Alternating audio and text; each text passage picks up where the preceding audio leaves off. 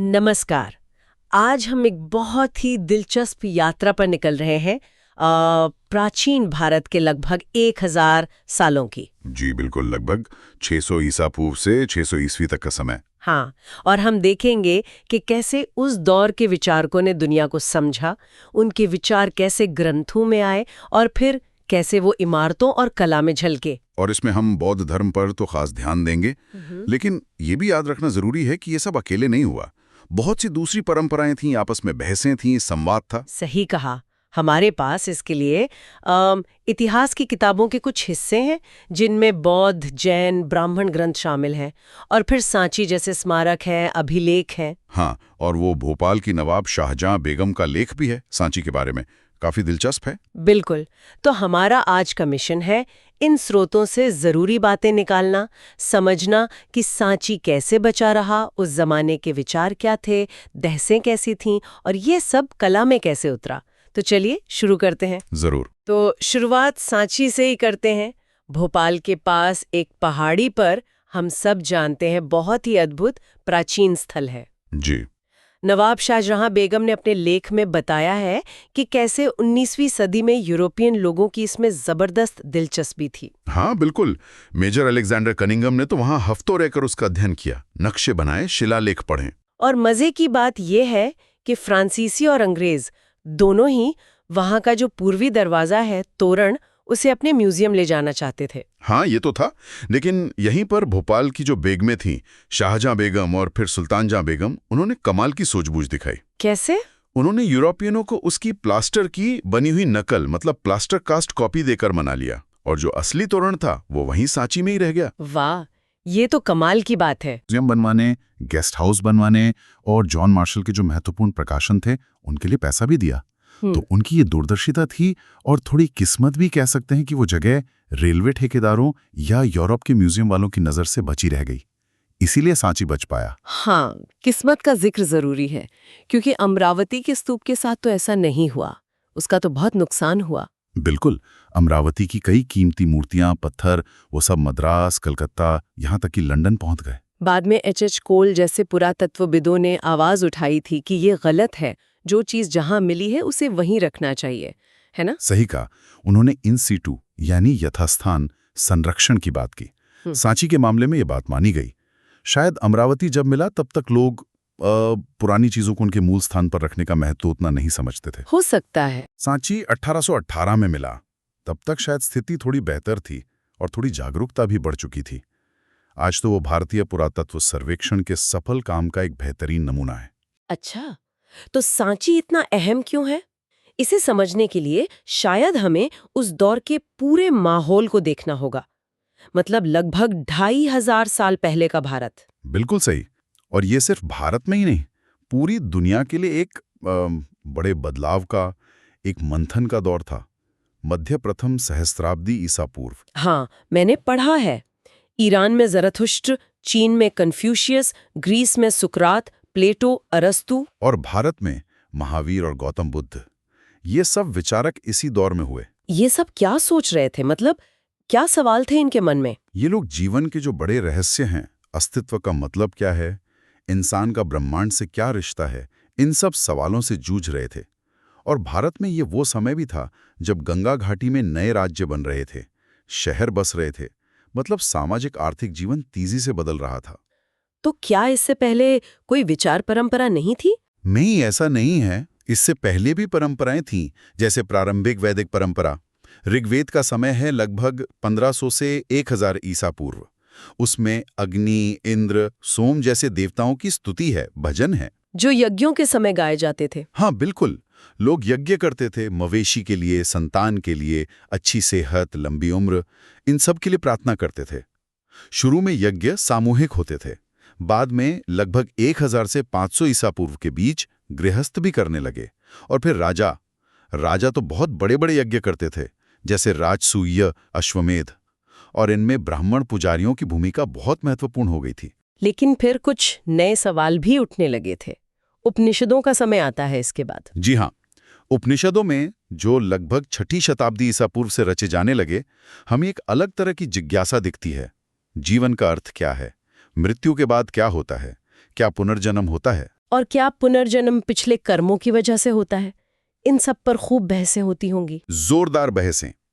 बौद्ध ग्रंथों से हमें पता चलता है कि उस समय कम से कम 64 अलग अलग दार्शनिक संप्रदाय या विचारधाराएं थीं। 64? बाप रे। हाँ, और इनके जो शिक्षक थे वो घूम घूम कर अपने दर्शन का प्रचार करते थे, दूसरों को अपने तर्क से कायल करने की कोशिश करते थे। ये बहसें अक्सर या तो कुटागाराशाला में होती थीं, मतलब नुकीली छत वाली झूपड़ियां, या फिर किसी बाग बगीचे उपवन में। और अगर कोई हार मान लेता था तो फिर हारने वाले के जो अनुयायी होते थे वो भी जीतने वाले के शिष्य बन जाते थे। ऐसी परंपरा थी। ये दिलचस्प है। और यहीं पर महावीर और बुद्ध जैसे शिक्षकों ने एक और बड़ी बात की। उन्होंने वेदों के अधिकार को चुनौती दी, है ना? बिल्कुल। उन्होंने वेदों को परम सत्य मानने से इनकार किया और उन्होंने इस बात पर जोर दिया कि मुक्ति पाने के लिए हर व्यक्ति को, चाहे वो पुरुष हो या महिला, खुद प्रयास करना होगा। ये उस ब्राह्मणवादी सोच से बिल्कुल अलग था, जहां माना जाता था कि आपका जन्म किस जाति में हुआ या आपका लिंग क्या है, उसी से आपका स्थान तय होता है। अच्छा, बुद्ध की बात करें तो उन्होंने तो शायद कुछ लिखा नहीं था अपने जीवन काल में। नहीं, बिल्कुल नहीं। बुद्ध ने हमेशा मौखिक रूप से ही शिक्षा दी। उनकी मृत्यु के बाद, जो लगभग 5वीं-4वीं शताब्दी ईसा पूर्व में हुई, उनके शिष्यों ने वैशाली में एक बड़ी सभा की। इसे ज्येष्ठ भिक्षुओं की परिषद कहते हैं। वहां उनकी शिक्षाओं को इकट्ठा किया गया, संकलित किया गया। और इन्हीं को त्रिपिटक कहते हैं, 3 टोकरियां। जी हाँ, विनय पिटक जिसमें संघ या मठ के नियम हैं, सुत्त पिटक जिसमें बुद्ध की मुख्य शिक्षाएं हैं कहानियों के रूप में, और अभिधम्म पिटक जिसमें दर्शन और तत्वमीमांसा के मुद्दे हैं। तो पहले ये सब मौखिक ही चलता रहा। हाँ, कई पीढ़ियों तक ये मौखिक रूप से ही याद करके आगे बढ़ाया गया। बाद में इन्हें लिखा गया अलग अलग भाषाओं में, जैसे पाली, संस्कृत में। और फिर ये ग्रंथ और विचार फैले कैसे इतनी दूर दूर तक? देखिए, जैसे जैसे बौद्ध धर्म नए इलाकों में पहुंचा, जैसे श्रीलंका, तो वहां पर स्थानीय इतिहास और धर्म के ग्रंथ लिखे गए, जैसे दीपवंश और महावंश। इनमें भी बुद्ध की शिक्षाएं थी। और वो चीनी यात्री भी तो आए थे, फाशियान, ह्यूएनसांग। बिल्कुल, वो खास तौर पर यहाँ बौद्ध ग्रंथ खोजने ही आए थे। वे यहाँ से पांडुलिपियां लेकर चीन गए, वहां उनका अनुवाद किया। इसी तरह भारत से भी कई बौद्ध शिक्षक ग्रंथ लेकर मध्य एशिया, चीन, तिब्बत और दक्षिण पूर्व एशिया गए। तो ये पांडुलिपियां सदियों तक मठों में सुरक्षित रहीं। जी हाँ, एशिया भर के मठों में ये सदियों तक सहेज कर रखी गईं, और आज जो हम आधुनिक भाषाओं में अनुवाद पढ़ते हैं वो इन्हीं पाली, संस्कृत, चीनी और तिब्बती पांडुलिपियों के आधार पर तैयार किए गए हैं। वैसे बौद्ध ग्रंथों में हमें दूसरे समकालीन विचारों का भी पता चलता है। हाँ बिल्कुल, सुत्त पिटक में ही एक बड़ा रोचक संवाद है। मगध के राजा थे अजातशत्रु, वो बुद्ध से बात कर रहे हैं और एक दूसरे शिक्षक मक्खली गोसाल के विचारों के बारे में बताते हैं। क्या विचार थे उनके? गोसाल का मानना था कि सब कुछ पहले से तय है। नियतिवादी थे वो। आप कुछ भी कर लें, कर्म का कोई फल नहीं होता, सुख दुख मिलना तय है। इन्हें आजीवक संप्रदाय का माना जाता है। अच्छा, और कोई? एक और शिक्षक का जिक्र है, अजित केसकम्बलिन। वो कहते थे कि दान, यज्ञ, स्वर्ग, नरक ये सब बेकार की बातें हैं। इंसान 4 तत्वों से बना है, मिट्टी, पानी, आग, हवा। मरने पर ये तत्व वापस मिल जाते हैं, बात खत्म। यानी पूरी तरह से भौतिकवादी। हाँ बिल्कुल, इन्हें लोकायत परंपरा का माना जाता है, यानी भौतिकवादी। अब इन परंपराओं के अपने ग्रंथ तो हमें मिलते नहीं हैं, तो इनके बारे में जो भी जानकारी है वो हमें बौद्ध या जैन जैसे दूसरे ग्रंथों से ही मिलती है। अच्छा, अब जैन धर्म की बात करते हैं। महावीर भी बुद्ध के समकालीन थे, है ना? जी हाँ, वर्धमान महावीर वो 6ठी शताब्दी ईसा पूर्व में हुए। लेकिन जैन परंपरा ये मानती है कि वो 24वें तीर्थंकर थे, मतलब उनसे पहले 23 और शिक्षक या मार्गदर्शक हो चुके थे। तो ये विचार परंपरा काफी पुरानी है। और जैन धर्म का सबसे खास विचार क्या है? सबसे महत्वपूर्ण विचार ये है कि पूरी दुनिया सजीव है, मतलब सिर्फ इंसानों और जानवरों में ही नहीं, बल्कि पत्थरों में, चट्टानों में, पानी में, सब में जीवन है। इसीलिए अहिंसा पर इतना जोर है। बिल्कुल, अहिंसा यानी किसी भी जीव को चोट न पहुंचाना, ये जैन धर्म का केंद्रीय सिद्धांत है। और इस विचार ने पूरी भारतीय सोच पर बहुत गहरा असर डाला है। और जन्म मरण के चक्र से मुक्ति कैसे मिलेगी जैन दर्शन के अनुसार? जैन मानते हैं कि ये जन्म और पुनर्जन्म का चक्र कर्मों से चलता है, और इससे छुटकारा पाने के लिए, यानी मोक्ष पाने के लिए, तपस्या करना और संसार का त्याग करना जरूरी है। इसीलिए मठवासी जीवन को मोक्ष के लिए आवश्यक माना गया है। और भिक्षु भिक्षुणियों के लिए कुछ खास नियम होते होंगे? हाँ, जैन भिक्षु और भिक्षुणी 5 व्रत लेते हैं। हत्या न करना, चोरी न करना, झूठ न बोलना, ब्रह्मचर्य का पालन करना और संपत्ति जमा न करना। एक कहानी भी है शायद उत्तराध्ययन सुत्त में, रानी कमलावती की। जी हाँ, वो अपने पति को समझाती हैं कि राजपाट छोड़कर संसार त्याग देना चाहिए। जैन धर्म भी धीरे धीरे भारत के कई हिस्सों में फैला और बौद्धों की तरह ही जैन विद्वानों ने भी प्राकृत, संस्कृत, तमिल जैसी कई भाषाओं में बहुत साहित्य रचा। मंदिरों से जुड़े पुस्तकालयों में उनकी पांडुलिपियां सदियों तक सुरक्षित रखी गईं और हमें जैन तीर्थंकरों की शुरुआती पत्थर की मूर्तियां भी देश में कई जगहों से मिली हैं। अब बुद्ध पर वापस आते हैं। उस समय के शायद सबसे प्रभावशाली शिक्षकों में से एक थे वो। निश्चित रूप से उनकी शिक्षाएं सिर्फ भारत में ही नहीं रहीं, बल्कि मध्य एशिया से होती हुई चीन, कोरिया, जापान तक पहुंची और दक्षिण में श्रीलंका से लेकर म्यांमार, थाईलैंड, इंडोनेशिया तक बहुत बड़ा प्रभाव था। और उनके जीवन के बारे में हमें कैसे पता चलता है? क्या वो ऐतिहासिक रूप से सटीक है? देखिए, उनकी शिक्षाओं को तो हमने बौद्ध ग्रंथों के संपादन, अनुवाद और विश्लेषण से समझा है। उनके जीवन का जो पुनर्निर्माण किया गया है वो अक्सर हैगियोग्राफी पर आधारित है। हैगियोग्राफी मतलब संतों की जीवनियां। ये अक्सर प्रशंसा में लिखी जाती हैं, तो हो सकता है हर बात शब्दशाह सही ना हो, लेकिन इनसे ये जरूर पता चलता है कि उनके अनुयायी उनके बारे में क्या मानते थे, उन्हें कैसे देखते थे। तो परंपरा के अनुसार वो एक राजकुमार थे। हाँ, सिद्धार्थ उनका जन्म का नाम था। शाक्य कबीले के मुखिया के बेटे थे। महल में पले बढ़े, दुनिया के दुखों से दूर। लेकिन फिर एक दिन उन्होंने शहर में एक बूढ़े आदमी को देखा, एक बीमार आदमी को देखा, एक लाश देखी और उन्हें गहरा दुख हुआ। उन्हें एहसास हुआ कि ये शरीर तो नश्वर है, इसका अंत तो होना ही है। और फिर उन्होंने एक सन्यासी को देखा। हाँ, एक शांत, गृह त्यागी परिव्राजक। उसे देखकर उन्हें लगा कि यही रास्ता है और उन्होंने सच की खोज में अपना घर, अपना महल छोड़ दिया। फिर उन्होंने कठोर तपस्या की। हाँ, कई रास्ते आजमाए, शरीर को बहुत कष्ट भी दिया, लेकिन फिर उन्हें लगा कि ये चरम तरीके सही नहीं है। अंत में उन्होंने ध्यान का रास्ता चुना और बोधगया में एक पेड़ के नीचे उन्हें ज्ञान प्राप्त हुआ। तब से वो बुद्ध कहलाए, यानी प्रबुद्ध या ज्ञानी। और फिर जीवन भर उन्होंने धम्म सिखाया, यानी सही जीवन जीने का मार्ग। उनकी मुख्य शिक्षाएं क्या थीं? सुत्त पिटक की कहानियों से हमें क्या पता चलता है? बुद्ध की शिक्षाएं हमें मुख्य रूप से सुत्त पिटक में मिलती हैं, अक्सर कहानियों के रूप में। कुछ कहानियों में उनके चमत्कारों का वर्णन है, लेकिन ज्यादातर कहानियां ये बताती हैं कि बुद्ध ने लोगों को तर्क और प्यार से समझाने की कोशिश की, ना कि कोई अलौकिक शक्ति दिखाकर। जैसे वो एक माँ की कहानी है जिसके बच्चे की मृत्यु हो गई थी। हाँ बिल्कुल, उस दुखी माँ को बच्चे को जीवित करने का झूठा आश्वासन देने के बजाय उन्होंने उसे मृत्यु की सच्चाई, उसकी अनिवार्यता के बारे में समझाया। और ये कहानियां आम लोगों की भाषा में थी ताकि सब समझ सकें। तो दर्शन क्या था? मूल बातें क्या थीं? बौद्ध दर्शन के अनुसार ये दुनिया क्षणिक है, मतलब अनिच। ये लगातार बदल रही है और ये अनात्म भी है, यानी अनत्ता। इसका मतलब है कि इसमें कुछ भी स्थायी या शाश्वत आत्मा जैसी चीज नहीं है। और दुख? हाँ, इस क्षणिक दुनिया में दुख यानी दुख मानव अस्तित्व का एक अभिन्न अंग है, लेकिन इससे ऊपर उठा जा सकता है। कैसे? न तो बहुत ज्यादा भोग विलास में डूबकर और न ही शरीर को बहुत ज्यादा कष्ट देकर। बुद्ध ने बीच का रास्ता बताया, संयम का मार्ग। इस पर चलकर इंसान सांसारिक दुखों से मुक्ति पा सकता है। और ईश्वर के बारे में क्या कहा उन्होंने? दिलचस्प बात यह है कि शुरुआती बौद्ध धर्म में ईश्वर का होना या न होना यह सवाल महत्वपूर्ण ही नहीं था।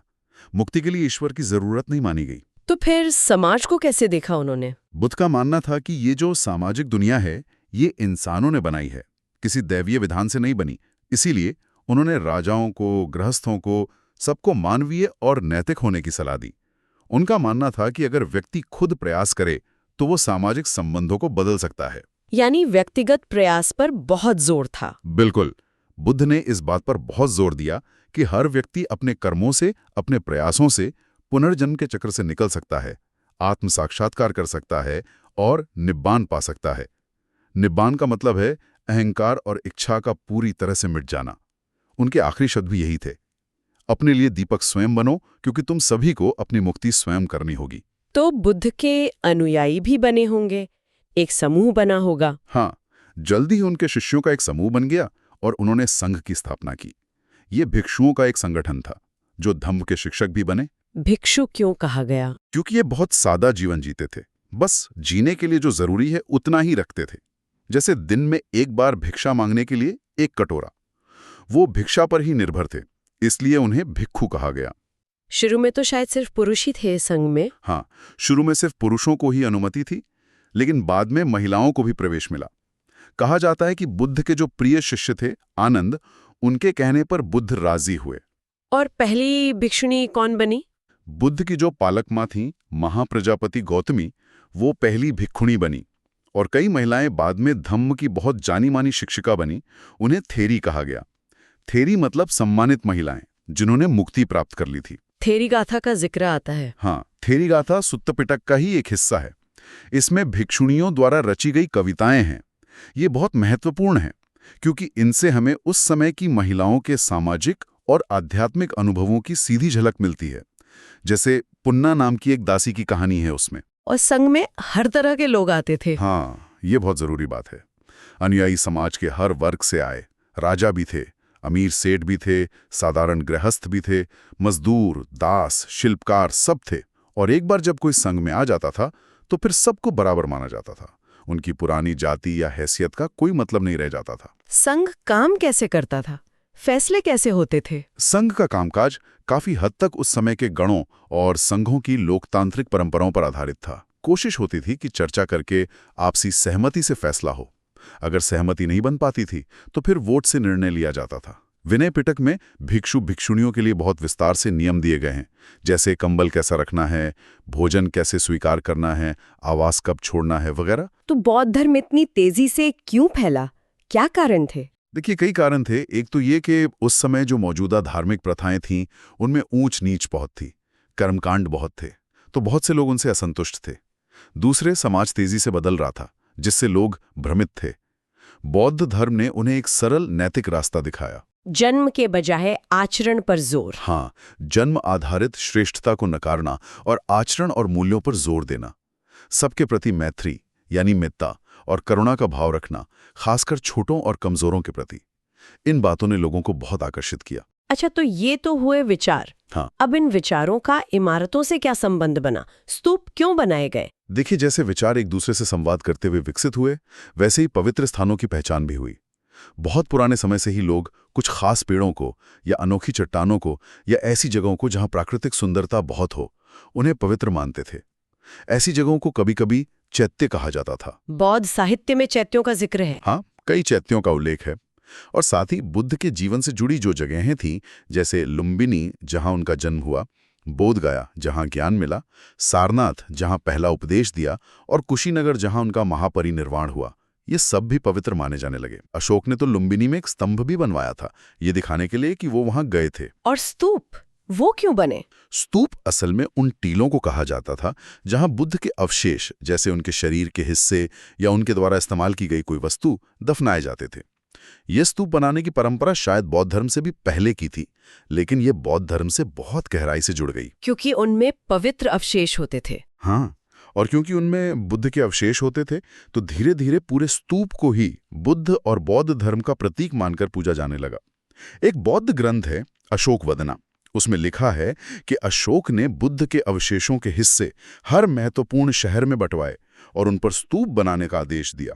तो दूसरी शताब्दी ईसा पूर्व तक भरूच, सांची, सारनाथ जैसी कई जगहों पर स्तूप बन चुके थे। और इन्हें बनवाया किसने? क्या सिर्फ राजाओं ने ही बनवाया? नहीं, ये दिलचस्प बात है। स्तूपों की जो रेलिंग हैं या स्तंभ हैं, उन पर हमें शिलालेख मिलते हैं जिनमें दान देने वालों का रिकॉर्ड है। कुछ दान तो राजाओं ने दिए, जैसे सातवाहन राजाओं ने। कुछ दान व्यापारिक संघों या श्रेणियों ने दिए, जैसे सांची के एक प्रवेश द्वार के लिए हाथी दांत का काम करने वाले कारीगरों के संघ ने दान दिया था। आम लोगों ने भी दिया। हाँ, सैकड़ों दान आम पुरुषों और महिलाओं ने दिए। उन्होंने बाकायदा अपना नाम, अपनी जगह का नाम, अपना पेशा, अपने रिश्तेदारों के नाम भी लिखवाए हैं। यहाँ तक कि भिक्षुओं और भिक्षुणियों ने भी स्तूप बनाने में योगदान दिया। ये दिखाता है कि ये सबकी एक साझा परियोजना थी। और स्तूप की बनावट कैसी होती थी? स्तूप ये संस्कृत का शब्द है जिसका मतलब है ढेर। तो शुरू में ये मिट्टी का एक साधारण सा आधा गोलाकार टीला होता था, जिसे बाद में अंड कहा जाने लगा। धीरे धीरे ये और जटिल होता गया। अंड के ऊपर एक बालकनी जैसे संरचना होती थी, हर्मिका। माना जाता था कि ये देवताओं के निवास का प्रतीक है।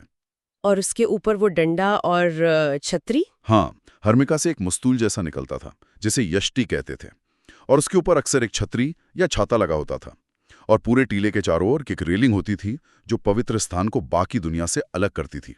सांची और भरहूत के स्तूप तो शुरू में सादे थे। हाँ, शुरुआती स्तूप काफी सादे थे, बस उनकी जो पत्थर की रेलिंग थी जो देखने में बांस या लकड़ी के बाड़े जैसी लगती थी, और उनकी जो प्रवेश द्वार थे यानी तोरण, वो भव्य होते थे। तोरण चारों मुख्य दिशाओं में बनाए जाते थे और उन पर खूब नक्काशी होती थी। उपासक कैसे पूजा करते थे? उपासक पूर्वी तोरण से अंदर आते थे और टीले के चारों ओर परिक्रमा करते थे, क्लॉकवाइज यानी दक्षिणावर्त दिशा में, टीले को हमेशा अपनी दाईं ओर रखते हुए, जैसे सूरज आसमान में घूमता है। बाद के जो स्तूप बने, जैसे अमरावती में या पेशावर के पास शाहजी की ढेरी में, उनके टीलों पर भी आलों में मूर्तियां वगैरह बनाकर काफी सजावट की जाने लगी थी। अच्छा, अब आते हैं मूर्ति कला पर। आपने अमरावती का जिक्र किया था कि वहां से मूर्तियां हटा ली गईं। क्यों? क्योंकि वो सुंदर थीं, कीमती थीं। बिल्कुल। तो सांची की मूर्ति कला में क्या खास है? उसे कैसे समझा गया? देखिए, कला इतिहासकारों ने बहुत मेहनत की है। जैसे सांची में एक नक्काशी है जिसमें झोपड़ियां हैं, पेड़ हैं, कुछ लोग हैं।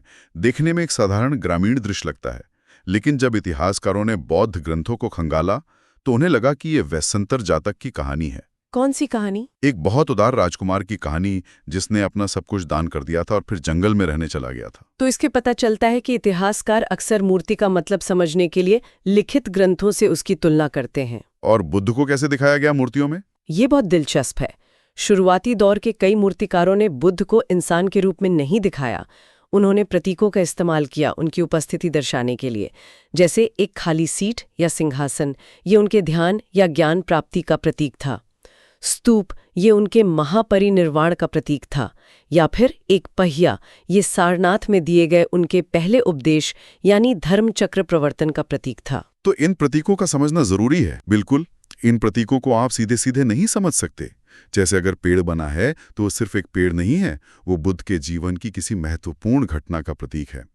इसे समझने के लिए आपको बुद्ध की जीवनियां यानी हैगियोग्राफी पता होनी चाहिए। क्या सांची में ऐसी भी मूर्तियां हैं जो शायद सीधे बौद्ध कहानियों से नहीं जुड़ी? हाँ, ऐसा भी लगता है। जैसे प्रवेश द्वार के किनारे एक बहुत सुंदर महिला की मूर्ति है जो एक पेड़ की डाल पकड़कर झूल रही है। इसे शाल भंजिका कहते हैं। इसका क्या मतलब है? विद्वानों ने जब पुरानी साहित्यिक परंपराओं को देखा तो उन्हें लगा कि ये शायद एक लोकप्रिय मान्यता को दिखाती है कि ऐसी पवित्र स्त्री के छूने से पेड़ों में फल और फूल आ जाते हैं। इसे शायद एक शुभ प्रतीक माना गया और इसीलिए इसे स्तूप की सजावट में शामिल कर लिया गया। और वो एक देवी की मूर्ति भी है, हाथियों के साथ। हाँ, एक महिला कमल के फूल पर बैठी हैं या खड़ी हैं और दो हाथी अगल बगल से उन पर पानी डाल रहे हैं, जैसे अभिषेक कर रहे हों। कुछ इतिहासकार इसे बुद्ध की मां माया देवी मानते हैं, कुछ इसे एक लोकप्रिय देवी गजलक्ष्मी यानी सौभाग्य की देवी मानते हैं। या हो सकता है दोनों ही हो। ये भी बिल्कुल संभव है कि उस समय के भक्त इसे दोनों ही रूपों में देखते हों। इससे पता चलता है कि जो लोग बौद्ध धर्म अपना रहे थे वो अपने पुराने शायद गैर बौद्ध विश्वासों और विचारों को भी साथ ला रहे थे और बौद्ध कला उनसे समृद्ध हो रही थी। जानवरों की भी बहुत नक्काशी है। हाँ, जानवरों के तो बहुत ही बेहतरीन चित्रण है। हाथी, घोड़े, बंदर, गाय, बैल।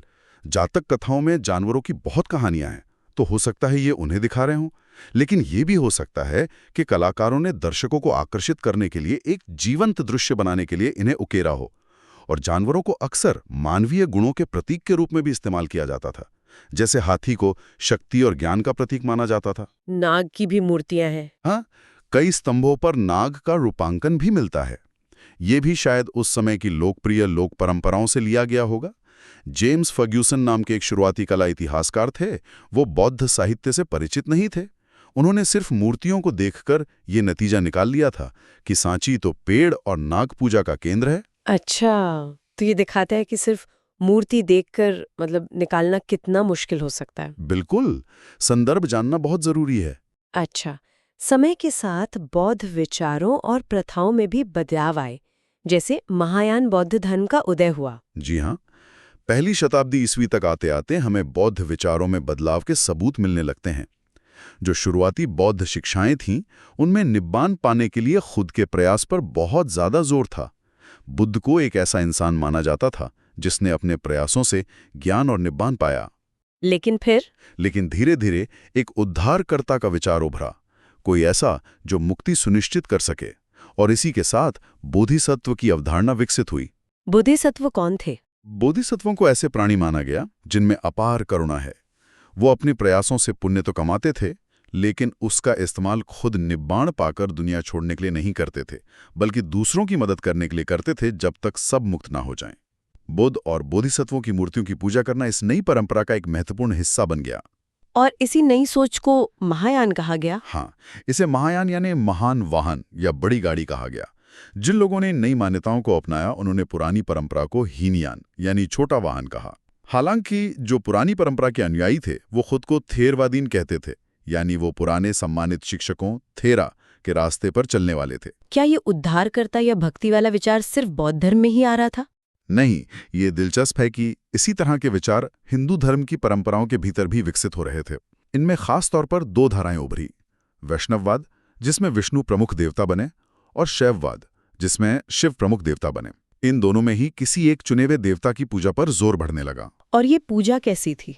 इसमें भक्त और भगवान के बीच का जो रिश्ता था, उसे प्रेम और भक्ति यानी समर्पण का माना जाता था। ये ज्ञान मार्ग या कर्मकांड से थोड़ा अलग था। वैष्णववाद में अवतारों की बात आती। हाँ, वैष्णववाद में विष्णु के अलग अलग अवतारों के आसपास पंथ विकसित हुए। 10 अवतारों को मान्यता दी गई। ये वो रूप थे जो माना जाता था कि विष्णु ने तब धारण किए जब दुनिया में बुराई बहुत बढ़ गई थी और उसे बचाने की जरूरत थी। अलग अलग अवतार देश के अलग अलग हिस्सों में लोकप्रिय हुए, और इन स्थानीय देवताओं को विष्णु का ही रूप मान लेना एक तरह से एक ज्यादा एकीकृत धार्मिक परंपरा बनाने का तरीका भी था। और शिव की पूजा? शिव को अक्सर लिंग के रूप में पूजा जाता था, जो उनका प्रतीक माना गया। हालांकि उन्हें मानव रूप में भी मूर्तियों में दर्शाया गया। इन सभी मूर्तियों में देवताओं और उनके गुणों को दिखाने के लिए कई प्रतीकों का इस्तेमाल होता था, जैसे उनका मुकुट, उनके गहने, उनके हथियार या शुभ वस्तुएं या आयुध, उनके बैठने का तरीका वगैरह। तो इन मूर्तियों का अर्थ समझने के लिए भी कहानियां जानना जरूरी है। बिल्कुल, इनके पीछे की कहानियां जानना बहुत जरूरी है, और ये कहानियां हमें अक्सर मिलती हैं पुराणों में। पुराण कब लिखे गए? पुराणों को ब्राह्मणों ने संकलित किया, लगभग पहली सहस्राब्दी ईस्वी के मध्य तक। इनमें सदियों से चली आ रही कहानियां थीं, देवी देवताओं की कथाएं थीं। ये सरल संस्कृत श्लोकों में लिखे गए थे और उन्हें जोर से पढ़कर सुनाया जाता था ताकि सब लोग सुन सकें, महिलाएं भी, शूद्र भी, जिन्हें पहले वैदिक ज्ञान सुनने की अनुमति नहीं थी। तो पुराणों की कहानियां लोगों के बीच बातचीत से विकसित हुई? हाँ, ऐसा लगता है कि पुजारियों, व्यापारियों, आम पुरुषों और महिलाओं के बीच विचारों और कहानियों का लेन देन होता रहा, और उसी से पुराणों की सामग्री बनी। जैसे वासुदेव कृष्ण मथुरा इलाके के एक महत्वपूर्ण देवता थे। धीरे धीरे उनकी पूजा देश के दूसरे हिस्सों में भी फैल गई। और इसी समय मंदिर भी बनने लगे थे, मूर्तियां रखने के लिए। जी हाँ, बिल्कुल। जिस समय सांची जैसे स्थलों पर स्तूप बन रहे थे और विकसित हो रहे थे, लगभग उसी समय देवी देवताओं की मूर्तियों को स्थापित करने के लिए पहले मंदिर भी बनाए जा रहे थे। शुरुआती मंदिर कैसे होते थे? शुरू में मंदिर बहुत साधारण होते थे। एक छोटा सा चौकोर कमरा, जिसे गर्भगृह कहते थे। इसी में मुख्य देवता की मूर्ति रखी जाती थी। इसमें अंदर जाने और पूजा करने के लिए बस एक ही दरवाजा होता था। और वो ऊंची मीनार, शिखर? हाँ, धीरे धीरे गर्भगृह के ऊपर एक ऊंची संरचना बनाई जाने लगी, जिसे शिखर कहते हैं। मंदिरों की दीवारों पर अक्सर मूर्तियां उकेरी जाती थीं। बाद के मंदिर तो और भी ज्यादा विस्तृत हो गए। उनमें बड़े बड़े सभा हॉल होते थे, एक ऊंची दीवारें, भव्य प्रवेश द्वार और पानी की सप्लाई का भी इंतजाम होता था। एक और खास बात थी मंदिरों की, कुछ मंदिर चट्टानों को काट कर बनाए गए थे, कृत्रिम गुफाओं के रूप में। हाँ, ये भी एक अनूठी विशेषता थी। और कृत्रिम गुफाएं बनाने की परंपरा भी काफी पुरानी थी।